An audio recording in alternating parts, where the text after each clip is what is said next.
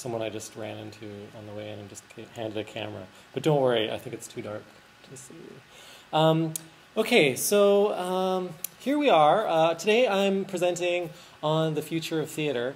And there are a few things, first of all, you need to know about me. First of all, my name, for those of you who haven't heard or don't know, is Jeremy Bailey, and I'm a new media artist.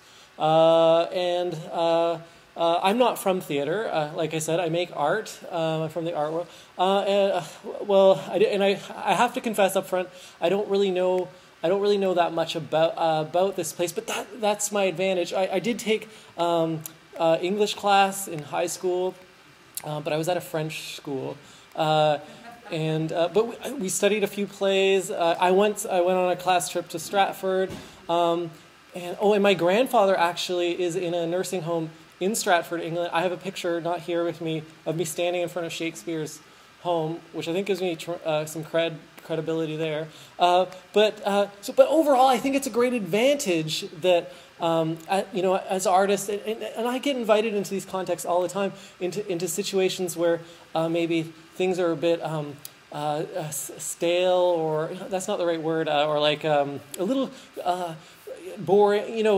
Things are. I'm bringing a fresh perspective, or that's what I've charged myself with. So I've been invited into this space, and this is what I do as a new media artist. I come in and I reinvent things using computers usually and technology. I'm able to take what's otherwise quite useless and restricted and boring, and making it exciting again for people.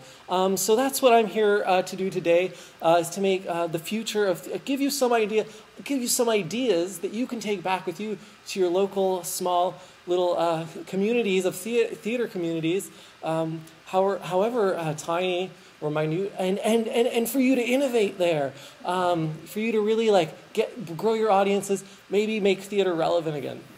So. First of all, looking over all my old notes from high school and even earlier, going way back to some early stuff, I noticed two problems. And I did go around. I've been to some of the plays this week while I've been here. I've overheard a few conversations. And in general, in doing my research, I discovered there were two fundamental problems with theater, and I'm well aware these are going to be these are big things that maybe you're going to be afraid to get rid of these two things. And those two things, I believe, are one, place, and two, the body.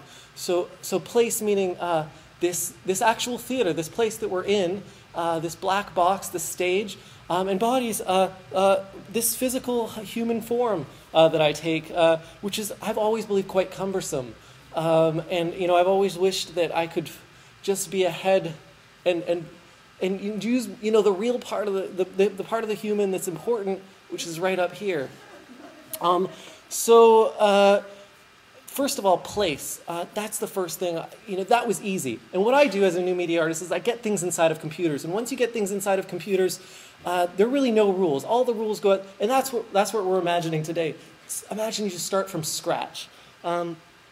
And so starting from scratch, you have to imagine that once you're inside of a computer, you don't need to be in a physical place anymore. You could be in the land of triangle flags that smear across a pastel background, or in the abstract world of strobing dots, or Squareopolis, a town full of squares and traffic jams.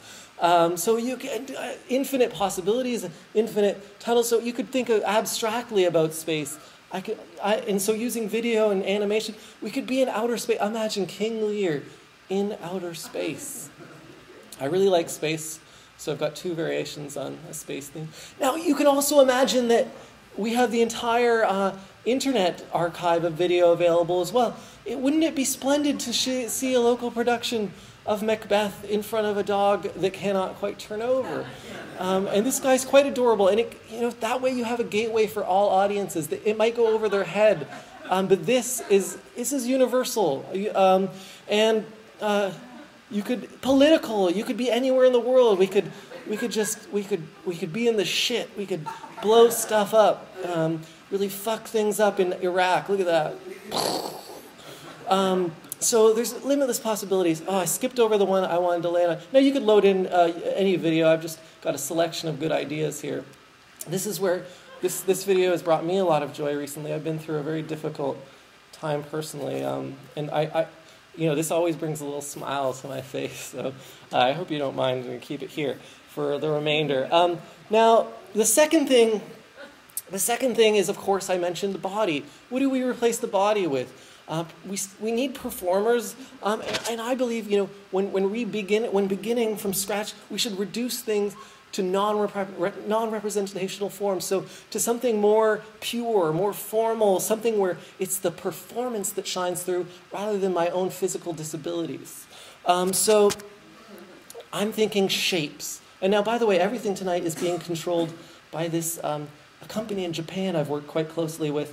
Nintendo has this Wiimote device. You might have heard of it, and it's really simple to use. Anyway, we're making it user-friendly so that a 6-year-old child could be involved in theater. And I'll show you. So here we've got shapes. We can change the shapes by just pressing a button on the remote. I can change Look, I got cylinders, donuts, straws, cubes, square straws, and planes. And then you can move them around. So I can a variety of look, you could do, so this is confused circle, a confused sphere, aggressive, here he comes. And he can jump, look at that. So he's excited, this is an excited sphere. So we've got a variety, I thought that was enough. You can even, actually, you could have different character roles, the thin sphere versus the fat one. Anyway, so I thought that was enough. And granted, I think it still is. I think there's a lot of potential there. But the feedback I got when I initially showed this around was that there wasn't enough room for expression, for emotion to come through. And I've been going through a very difficult time emotionally. And so my mind was all about this. And I agreed. I said, well, most of my emotion and the eyes are the gateway to the soul. And so, hang on here. I'm going to trigger the eyes. Now,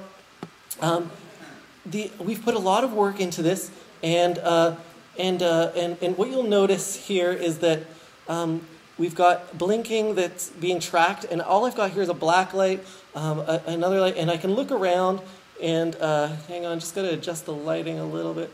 Here we go, come on, there we got to get in the right position. And now when I look around, my character, of course, and look at this range of emotion, confused, worried, maybe a little suspicious. And it's tracking all of my eyeball and everything, and that combined with movement, of course, then creates a really dynamic experience. So that's that's the beginning of something special, and you can be really surprised. So there's a whole range of emotions. Now, then I thought of something. Don't stop there, Jeremy. Keep going. I thought, well, what's going to happen when I introduce a second shape? What's going to happen if we have 5 cubes in a war or a battle or an argument or something? How are we going to know who's talking in all that chaos? And so, of course, we had to bring mouths and sound because to distinguish between who was talking. So we put mouths in. It's a small addition, but and what we have here is the mouth. It's very simple. It just tracks the level and maps it to a simple sphere. But now you know who's talking. And also because we're inside of a computer, we can detect the pitch, and I can get really excited. And then I get the color changes. It goes red because, of course, I'm excited. I'm so upset. And that's that. I had a hard time this month. That's sort of the foundation. Now, there are a few other things that we thought to introduce, you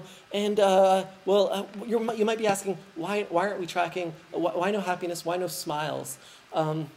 We're tracking the mouth. Why not allow smile? Well, generally speaking, I looked at the broader theatrical landscape and noticed that often. Those that are happy are really the fools. They're the pathetic fools that are often made fun of. And I haven't been in a mood to smile, quite frankly, so it was difficult to actually get a reading. My girlfriend actually, this is a true story. Actually, everything up here, of course, is. But she left me, and after 5 years together. And so instead we have cry mode. it's just going to calculate the trajectory of the tears here. Of course, instead of, the tears are diamonds to, of course, imply the pain that, having a crystal shoot through your tear duct would actually incur. It would rip it apart, and, so it's very painful. Anyway, so cry mode instead, and that's more popular, I think, than smiling in theater. Then we got a little crazy because, people were like, one thing that we really rely on is in theater is facial hair, and so we did allow. I was like, oh well, that's an easy. We can add that in, and it'll help distinguish various types of people, Shakespearean sort of contemporary figures of history. Evil twin versus sphere that perhaps doesn't have a thin mustache. Country bumpkin of sorts, or oil tycoon. Anyway, Amish, of course. Now, this one's really in here. I just want to call it out. Soul patch. Not really. I want to call it out as a problem. That's more why it's in here. Socially, it's a thing that I don't. Just shave it off. Just shave it off because no one likes it. And actually, if you put a beard underneath it, it doesn't actually. It makes it worse. So just the soul patch idea in general is you're not upgrading it or down. It's just a bad idea. So that's just in there. But of course, we have academic beard here and various sorts. Oh, sorry, I skipped over it there at the end. Of course, for the odd case where there's a woman in a play. You might need blushing or shy and eyelashes. They're always maids or body nurses. On the rare occasion, that's there for you, so you can call out the woman in the play. So there is one more thing, of course, and that is props. Now I know because sometimes you have to refer to the real world, the natural. The world we all live in, and so we've come up with, of course, to have props, you need arms. And using the Wiimotes, it's actually pretty amazing because you can actually, in 3 dimensions, track your arms, and now you can do really amazing performances. I can fly. Look at that. I can wax poetic. Hello, people of the world. I'm here to tell you about something. And so it's just amazing. Look at that, champion, whatever. Anyway, so but we have props, and that's the main thing here. So we could play guitar. Maybe we play the guitar with a dolphin. We use the dolphin to play guitar. I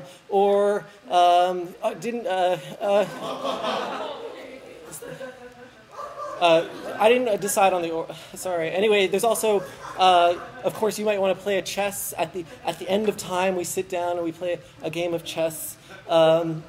We wouldn't wearing that mustache. We would wear something more appropriate. But not that one. There. And this is the festival. This is the essentials bed. I'd rather. Oh, sometimes you might have to refer to humans or luxury goods. You might have to cut a bed up. Or cut a human up, whatever the case may be for your play. And so we've got a variety of things. This is, like I said, the essentials pack. We're selling various packages, but this will cover off a lot of your needs, Greco-Roman column. This one, God, it always almost crashes the computer to load this AK-47, and it's a complicated. I didn't want to put it in, but then I just felt like it had to have a gun. So there we go. Those are props. And the great thing about this is that you can I'm calling it distributed performance. Now this is going to blow your mind. Why didn't anyone think of this? Once you get inside the computer, why should it be one person performing? I could use the internet. I could have someone controlling an arm. I could outsource my arms to India. I could have one person in Milan with one arm and another. So what I want to do is hand out my arms to you guys. So I want to give each of you to pass around these remotes. So for the rest of the performance, you can perform. Now, all the controls I've introduced tonight are also available to you on the face of the remote. So we'll be able to perform together for the rest of the evening. There's only one thing to keep in mind. When you get the remote in your hand, point it at the screen and pull this trigger. That will recenter your arm in 3-dimensional space so the computer knows where you are in relation to this whole setup. So it's really simple, just this little trigger on the bottom. I know there's going to be a few older women in the audience that have trouble with this, but just bear with me, okay? So I'm just going to hand these out and be friendly, share and share alike, because there's been a lot of hogging and also people that don't know how to use them misusing them, and I don't like that. Okay, so hang on. I'm not sure which one is right or left. It's my right, their left. Whatever, we'll figure it out. And while you're playing, I'll introduce the next innovation, and that is. Oh, wow, you've already figured it out, and you've already misused it. Great. So that's the D-pad. It controls motion around the stage. And, you know, if you swing up, you can jump like I showed you. Oh, that's great. Now he has no face. So the next thing I want to introduce is another idea perhaps you didn't think of, and that is, and this is another thing where you're like, oh my God, this should have happened years ago, and that is, we're calling it Shakespeare karaoke. What it is, it's going to attract a whole new youth segment, and it's going to be a party game. I think theater is going to be party. Basically, we're taking all of the Shakespeare catalog. We're starting with Shakespeare, and we're transcribing it to karaoke, translating it to karaoke. And let me just show you how that works. What I want to do first is show you the computer performing, and then I thought we could all perform together. But let me show you how Shakespeare karaoke works. So just going to let, now we're pairing up with celebrities, performances. This is Macbeth by Ian McKellen. I mean, he's performing at Shakespeare, of course, wrote it 1604. Let's see. Tomorrow. I'm going to do and the eyes. Tomorrow. And tomorrow creeps in this petty pace from day to day to the last syllable of recorded time. And all our yesterdays have lighted fools the way to dusty death. Out, out, brief candle. Life is but a walking shadow. A poor player that struts and frets his hour up on the stage. And then is heard no more. What are you guys doing? It is a tale told by an idiot, full of sound and fury, signifying nothing. There you go. So I'm not sure what's happening to the shape, but that's how Shakespeare karaoke works. So the next the next thing I want to do with you is I want to perform together. So you know how karaoke works. You just saw it. The pink line goes across the text goes from yellow to pink, and you just follow along. Now people have had some trouble with this, but it's really simple. You just don't get ahead of. A lot of people get ahead of it. You know, they want to be they want everyone to hear their voice in the crowd. But let's do it together. You've never heard it done this way, so let's try it. Are you guys ready? Yeah, okay. And don't forget to pass those remotes around, please. Arms are for sharing. So here we go. Get ready. I psych myself up for this.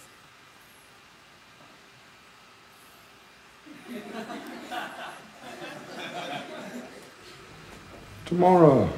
Tomorrow. Oh, damn. And tomorrow. And tomorrow. Creeps in this petty pace from day to day to the last syllable of recorded time. And all our yesterday have lighted fools the way to dusty death. Out, out, brief candle. Life is but a walking shadow. A poor player that struts and frets his hour up on the stage, and then is heard no more. It is a tale told by an idiot, full of sound and fury, signifying nothing. Excellent work. So let's give ourselves a round of applause. That's the first time, I believe, that has been that Macbeth has been performed that way. So give yourself a big hand. Now, there's one more thing. This is the basic premise. We've just done it. We've reinvented theater. So, but there's one more thing. There's always one more thing, and I'm always working on new ideas. And one thing that came to me, actually not until just before I came on for the first lecture I did on Wednesday, was that everyone was talking about it, and that was Twitter. And so, what you'll find here is that we're actually connected to Twitter, but I'm just updating here. As you'll see, 11 minutes ago when we started the performance, an actor was crying, and they've cried 5 times. So if you're a director, that might have been in the script, but if it wasn't, you should be there to attend. Perhaps it's a cry for help. Perhaps. Oh, I've only got 5 minutes. Thanks. So perhaps it's a cry for help. Perhaps they are feeling lonely. Perhaps perhaps someone has left them that was important to them, and perhaps only minutes before you arrived, they cried several other times. So that's it, though, and it's a very useful tool for knowing how your actors are doing in the field. And that's it. That's what I've got for you today. That's the future of theater. So thanks so much. I only have 5 minutes, but if you have questions or ideas. Now, that's what we're all looking for. If you have fresh ideas, come down and share them with me. Thanks so much. I really appreciate you being here tonight. Thank you. And thanks to all the staff here at Rhubarb. Give yourself a round.